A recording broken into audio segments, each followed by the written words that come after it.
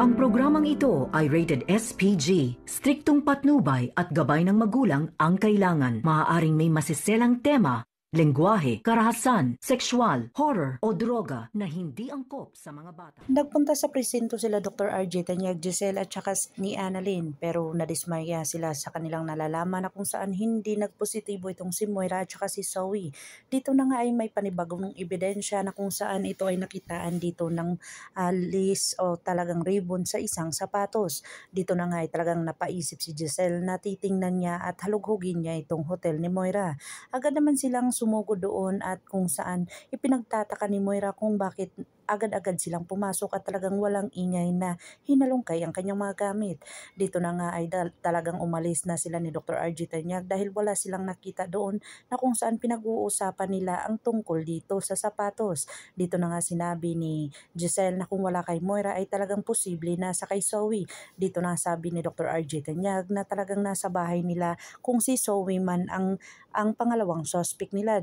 Dito na nga ay talagang tinawagan ni Moira ang kanyang anak na si Zoe at sinabi niya dito kung saan ang kanyang mga sapatos at ligpitin na agad. Dito na nga ay pinagtataka ni Zoe kung bakit pinagsasabihin siya ng kanyang ina na kung saan absueldo na siya sa fingerprint na tinatawag. Dito na ay sinabi ni Moira na may panibagong ebidensya na kung saan sapatos at bulaklak na ng sapatos ay nahulog doon. Dito na nga ay talagang kinakabahan itong si Zoe at talagang pumunta siya doon sa bahay nila ni Dr. RG Tanyag. Dito niya na naubutan itong si Dr. RG Tanyag at ang kanyang tita Giselle na hawak-hawak ang kanyang shoebox. Dito na ay talagang sinabi ni Giselle na may kinalaman ka talaga at talagang sinabunutan ni Giselle itong kanyang pamangkin na si Zoe. Dito na nga ay inawat siya ni Dr. RG Tanyag kung saan pinakinggan nila ang mga dahilan ni Zoe at nag-iinarte ito para hindi siya matukoy kung siya talaga ang gumawa ng mga pangyayari. Dito niya na binaliktad ang mga pangyayari kung saan hinanap niya daw ang kanyang lolo kaya nandoon siya sa mga oras na iyon at hindi niya naman sinasadya na mahulog yun doon kung saan naging ebidensya pa ito sa kanya. Dito na nga ay talagang naawa itong si Dr. RG Tanyag dahil talagang sinabihan niya dito na nagpapakita daw ang kanyang lolo at kung saan magpapakita pa ito ulit ay talagang pagsasabihan niya na sana magpalit na lang sila. Dito na naawa itong si Dr. RG Tanyag at nagpabilog na naman dito sa kanyang anak na si Zoe.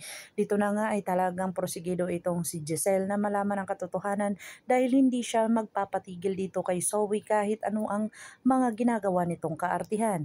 Bahala na si Dr. RG Tanyag na magpapabilog dito sa kanyang anak na si Zoe at talagang hindi ito magpapabilog si Giselle dahil alam niya na talagang positibo siya na may kinalaman itong si Moira at saka si Zoe sa pagkakaroon ng kidnapping sa kanyang ama. Agad naman itong pumunta si Annalyn dito sa Apex Medical Center habang kinakausap niya itong si Dr. Lindon para magkita sila dito. Dito na nga ay talagang may kinausap siyang babae at talagang sinabi sa kanya na siya ba si Annalyn Santos na kung saan illegitimate child daw ni Dr. RG Tanyag. At talagang gumaan ang pakiramdam dito ni Annalyn sa isang babae at talagang ikwento niya ito sa kanyang lolo at talagang pati kay Chang Susan. Dito na nga sinabi ni Chang Susan na may mahiwagang babae daw na ganito ganyan na kung saan talagang prosigido itong si Chang Susan na may balak na naman itong gagawin. Dito na nga kaya ay kakampi ni Annalyn itong babae na to na kung saan kaaway ito na Zoe. Pakakabangan natin ang mga susunod pa na episode na ito. Ang abot kamay na pangarap. If you like my story, please like, share, and subscribe para ma-update po kayo sa mga susunod pa. Yun lamang po at maraming salamat.